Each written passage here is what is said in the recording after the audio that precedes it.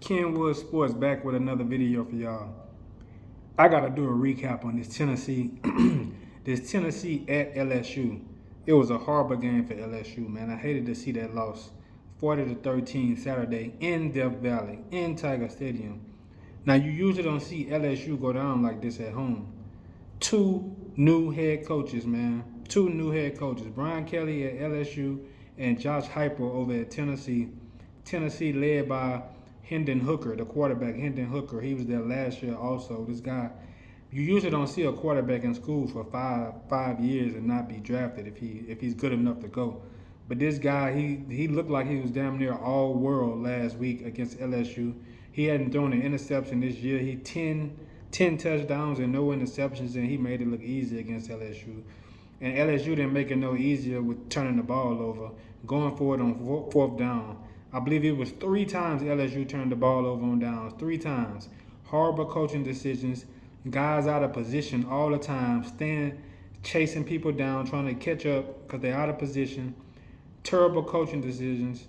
It was just a bad day for LSU all around. Started the game off with a fumble kick return by Beck. I don't understand why Beck was even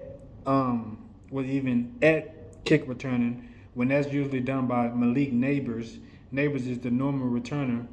LSU is just out of sync right now. Nobody's playing well. The quarterback, he's just in a whole nother world. Every time the ball get hyped, he doesn't go through his progressions and make his reads. Within 2 to 3 seconds, he's running out of the backfield. He's the leading rushing attempts. You can't run the ball anyway when you're down anyway, with the way LSU has been getting down. They get a ball. They start off with the ball in scoring position. Tennessee does start off with the ball in scoring position. So you go down early. You start going for it on fourth down. You're giving these guys good position instead of punting the ball. You don't have any type of offense going, but the coach decides to want to go for it on fourth down in your own territory, giving Tennessee an easy chance to score the ball. That's just terrible coaching decisions, man. The offensive line barely protecting. Jaden Daniels running for his life. This game was an opportunity. This was a ranked matchup, by the way. Tennessee came in this game ranked at number 8, and they do not play like a number 8 team. I'm telling you. These rankings, I just can't respect them every year. I'm going to tell you like this. I've been watching football, LSU football, since 1996. Since 1996 up to 2022. That's, 26 years that I've been watching LSU football faithfully. And LSU has had, I'm going to say since 99, LSU has had 1 losing season. And that's fact. No more than 2. I'm pretty sure it's 1, though. In all those seasons, each year I look at the rankings every year when the rankings come out. And a lot of the teams that's ranked, this should never, ever be above LSU. LSU should come out the gate ranked every year, damn near. With the talent that they got, it just, with the talent that LSU put on the field every year, nobody can tell me that they're not a top 25 team. I'm not. You can't convince me that they're not a top 25 when it comes to talent. The coaching this year has been horrific. The offensive play calling has been trash. We need to get a new play caller out there for the offense. Get some coaches that can put guys in better positions to win. You can see the athleticism, the difference in athleticism. You can see the recruiting that LSU is getting. The players are A1. They're getting A1 recruiting. Always have gotten some of the top recruits in the nation. So with guys being out of position, you're not going to look good at all. You're not going to be in position to make the plays that need to be made to win the game.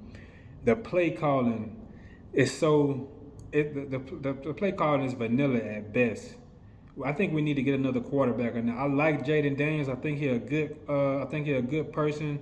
I like his skill set. But when it comes down to reading the plays, to reading the defenses, I don't think he's good at doing that. I've seen him have some success at Arizona State, but if you're really having success at a school, you're really not going to be leaving that and going to another school trying to reestablish yourself. You really don't usually see that. I understand the transfer portal and all of this and that and the other, but if you're really putting it down at your school, they're really not going to be letting you go like that. It's a rare case. You see like Caleb Williams over at Caleb Williams went to USC from Oklahoma, and he's succeeding over there. But Hooker, Monday morning, I'm hearing people talk about how good this guy really is.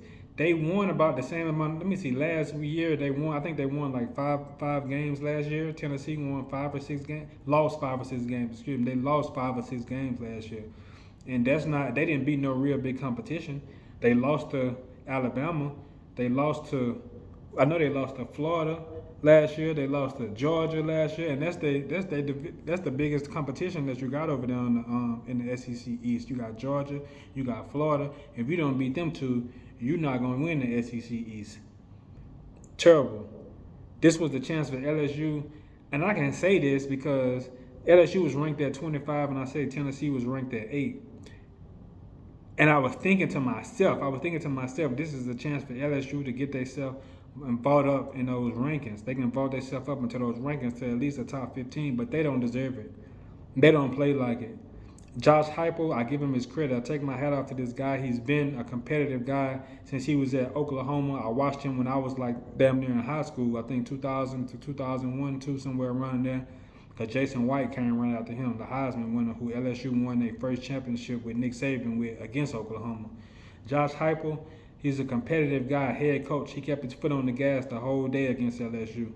Brian Kelly, they got to go and get it together with their staff, man. Matt House, defensive coordinator coming from the NFL.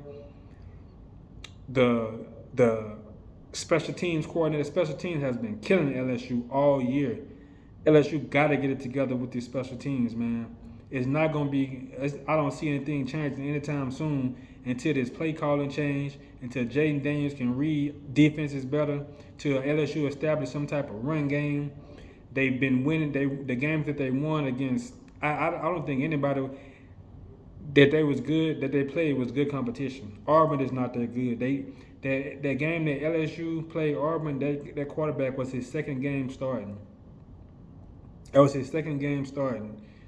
They had just took out T.J. Finley, who left LSU because he was terrible. So if you got somebody playing behind a guy that's terrible, then you really don't have nobody like that. And they had to put him in and deal with what they had because T.J. Finley, he was just losing the games for him. He was just pretty much blowing it for him. But the team that Tennessee had beat this year, one really world beaters. They undefeated. They beat Ball State. They beat Pittsburgh. They beat Akron. They beat Florida. They beat LSU. LSU hadn't been good this year. I just got to face up. I got to own that. But they could very well be undefeated with the talent they got out there if they was put in position to win these games. If they had better coaching, if they had better offensive coordinator, if they had better defensive coordinator. So I'm gonna be looking closer for LSU to get this thing turned around because the fans in LSU, they not very patient. Brian Kelly, I already don't like his attitude. I know he wanted to, when it come to winning, he wanted to win in his coaches in college. But when it come down to this big boy competition, this SEC play, you got to be able to come in and call a good game. You got to be competitive. You got to put up a fight. And LSU don't lose like this at home. I've seen it happen with Auburn. I've seen it happen with Alabama. And I've seen it happen with Georgia. In recent years, I'm going to say within the last 10 years, them just about the only teams that LSU going to lose to at home like that. But it's got to get turned around soon. It got to definitely get turned around soon. I'm going to be keeping a close eye on this offense, keeping a close eye on this defense. I won't be surprised if they put up Nussmeier in there, whose dad was a coach at LSU. He was pretty much a part of the staff. If he wasn't a coach, he was just a part of the staff as a member, not coaching, but just being an advisor, like an advisor, offensive advisor. But he's no longer there right now. Nussmeier, I don't think he can be any worse in the passing game than Jaden Daniels is. Jaden Daniels is getting yards passing, but it's pretty much in a time when LSU is down and the defense is backing off. And that's those yards are just empty calories, basically. So I'm going to be keeping an eye on them, see what happens, man. Hopefully we can get this thing turned around. Hate to see what's going on. This is a team, like I said, I've been watching these guys for over 26 years. And this is one of the toughest years I've seen LSU just because they're not putting up enough fight. Just not putting up enough fight for me. Losing a game like this at home is an opportunity. And I keep saying it was an opportunity for them to move up in the rankings, but they don't deserve it. They really don't deserve it. So it is what it is. I'm going to stay tuned. I'm going to keep y'all tapped in on what's going on. And I'll get back with y'all in the next one.